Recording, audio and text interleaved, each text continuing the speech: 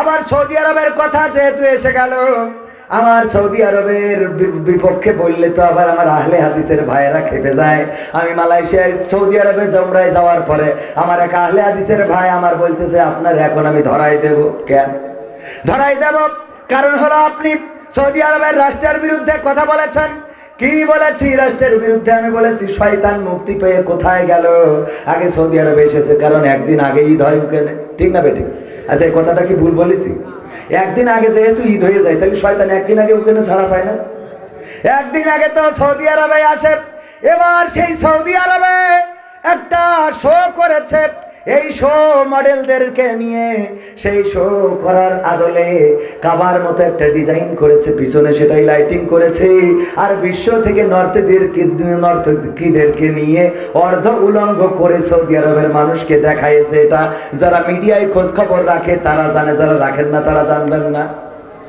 আমার প্রমাণ চাইলেও আমি দেখাইতে পারবো, আমার এখানে আছে। দেখেছেন, অনেকের চোখের সামনে পড়ে থাকতে পারে।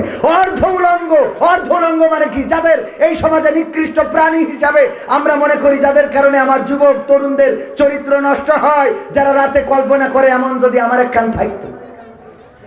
এইগুলো সৌদি আরবে আনুষ্ঠানিকভাবে রাষ্ট্রীয় পৃষ্ঠপোষকতায় দেখানো হয়েছে। এই কথার প্রতিবাদ করলে আবার দেখা গেল আমি উমরায় গেলে আমার কাঠি খুলে দেব।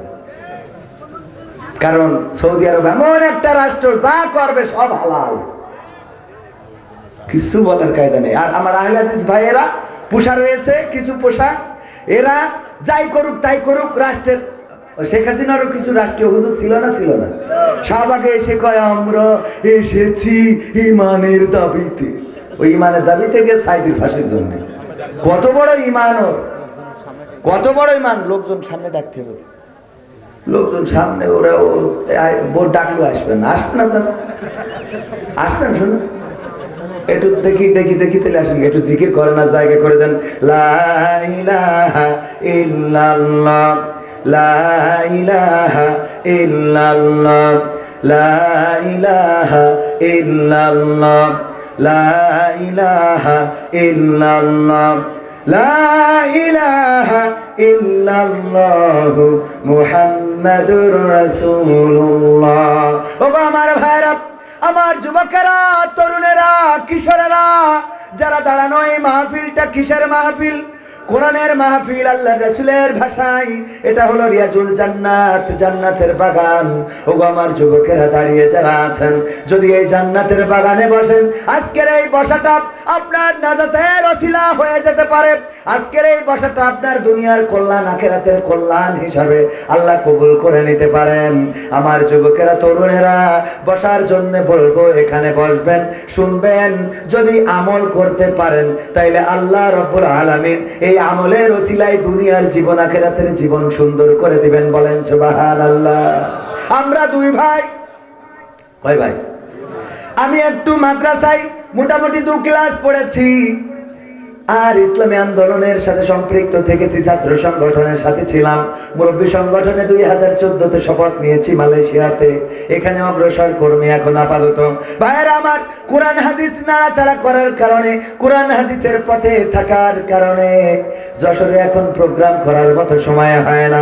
আজকে এই মাহফিল করে কালকে ভুলায়, তারপরের দিন লালমনিরহাট, তারপরের দিন কুড়িগ্রাম, তারপরের দিন দিনাজপুর, তারপরের দিন আবার যশোর অঞ্চলে চুয়াডাঙ্গায় না ঝিনাইদহে, খেয়াল নেই। ওগো আমার ভাইয়েরা, এটা কিসের সম্মানের? যদি কোরআন না বলতে পারতাম তাইলে এই স্টেজে কি বসাতেন? না, বসাতেন না। 2 কলম জানার কারণে আল্লাহ এই স্টেজে বসাইছেন। আমার যুবকদেরকে বলবো, তরুণদেরকে বলবো, পথহারা হওয়া যাবে না, পথভ্রষ্ট হওয়া যাবে না। যদি আল্লাহর পথে আসতে পারেন, থাকতে পারেন, চলতে পারেন, আল্লাহ দুনিয়ার জীবনটা সুন্দর করে দিবেন, আর আখিরাতের জীবনটা মুক্তির করে দিবেন। বলেন সুবহানাল্লাহ। আর যদি দুনিয়ার জীবনে আপনি রং ঢং করে বেড়ান, দুনিয়ার জীবনে যদি আপনি অন্যায় করে বেড়ান, পাপাচার কদাচারের সাথে সম্পৃক্ততা থাকে, ভাইরা আমার, পরকালের ময়দানে এগুলো অস্বীকার করতে পারবেন না। যদি বলেন আমি পীর সাহেব ছিলাম, জামাত ইসলামের কর্মী ছিলাম, আমার আল্লাহ ওই দিন আল ইয়াউমা নাখতিমু আলা আফওয়াহিহিম ওয়া তুকাল্লিমুনা আইদিহিম ওয়া তাশহাদু আরজুলুহুম বিমা কানু ইয়াকসিবুন। আমার আল্লাহ বলছেন ওই দিন আমি তোমাদের মুখে আঠা লাগিয়ে দেব, তোমাদের জবানটা বন্ধ করে দেব, তোমাদের হাতের জবান খুলে দেব, তোমাদের পায়ের জবান খুলে দেব, তোমাদের হাত আমার সাথে কথা বলবে, তোমাদের পা তোমাদের কৃতকর্মের সাক্ষ্য দিয়ে দেবে। ওগো আমার যুবকেরা, এই হাত দিয়ে কতটা রাত জেগে ফ্রি ফায়ার পাবজি খেলো, এই হাত দিয়ে কার সাথে চ্যাটিং করো, ব্যাটিং করো, এই পা দিয়ে কার কাছে হেঁটে লাইলাতুল ফেব্রুয়ারি আছে না নাই? তুমি মোটর সাইকেলে গিয়ার দিয়ে চলে গেলে গদখালিতে লাইলাতুল ফেব্রুয়ারি পালন করার জন্য। ওই দিন কিন্তু হাত বলবে, হাত দিয়ে ফুল দিয়ে বলেছিল আই লাভ ইউ, ঠ্যাং বলবে হ্যাঁ এরকম করে ভেঙে বসেছিল, কথা কয় না, সব বলে দেবে।